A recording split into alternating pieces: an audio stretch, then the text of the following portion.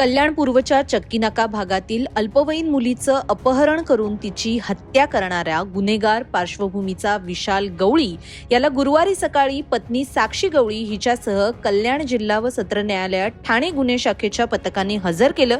यावेळी न्यायालयाने विशालला 2 जानेवारीपर्यंत पोलीस कोठडी सुनावण्याचे आदेश दिलेले आहेत। यावेळी विशालची पत्नी साक्षी हिला सुद्धा 2 जानेवारीपर्यंत कोठडी सुनावण्यात आली आहे। कल्याण जिल्हा व सत्र न्यायालयाचे न्यायाधीश V.A. पत्रावळे यांच्यासमोर विशाल व पत्नी साक्षी यांना गुरुवारी सकाळी पोलिसांकडून हजर करण्यात आलं होतं। यावेळी न्यायालयाने या गुन्ह्याचे स्वरूप पाहता आणि पोलिसांना या प्रकरणाचा अधिक तपास करण्याची वेळ देण्यासाठी विशाल व साक्षी गवळी यांना 2 जानेवारीपर्यंत पोलीस कोठडीत ठेवण्याचे आदेश दिले।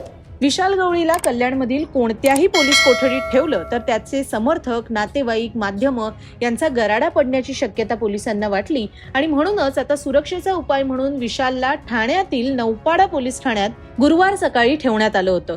चक्कीनाका येथील मुलीची हत्या केल्यानंतर तिचा मृतदेह विशालने पत्नी साक्षी गवळी हिच्याच सहकार्याने आणि एका रिक्षेतून कल्याण पडघा रस्त्यावरील बाबगाव हद्दीत रात्रीच्या वेळीच फेकून दिला होता। मृतदेहाची विल्हेवाट लावल्यानंतर विशालने आधारवाडी चौक येथील एका दुकानातून मद्याची बाटली सुद्धा खरेदी केली होती। यावेळेचं सीसीटीव्ही फुटेज सुद्धा समोर आलेलं आहे। पोलिसांचा ससेमिरा चुकवण्यासाठी रात्रीच तो पत्नीचं माहेर असलेल्या बुलढाण्यातील शेगाव येथे पळून गेला होता। ठाणे पोलीस आयुक्त आशुतोष डुमरे, अप्पर पोलीस आयुक्त संजय जाधव, उपायुक्त अतुल झेंडे यांनी या प्रकरणाचा तपास करून 6 पोलीस पथकं विशाल गवळीला अटक करण्यासाठी नियुक्त केली होती। विशाल फरार झाल्यानंतर पोलिसांनी विशालची पत्नी साक्षी आणि विशालच्या इतर 10 नातेवाईकांना विशालचा थांगपत्ता विचारण्यासाठी ताब्यात घेतलं। यामध्ये पत्नी साक्षीने विशाल बुलढाणा येथे गेल्याची माहिती दिली। ही माहिती तातडीने कल्याण पोलिसांनी बुलढाणा येथील शेगाव पोलिसांना दिली।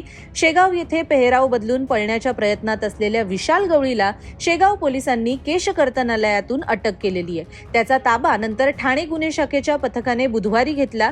गुन्हे शाखेच्या पोलिसांनी विशालचा ताबा शेगाव पोलिसांकडून घेतल्यानंतर तातडीने कल्याणच्या दिशेने ते रवाना झाले होते।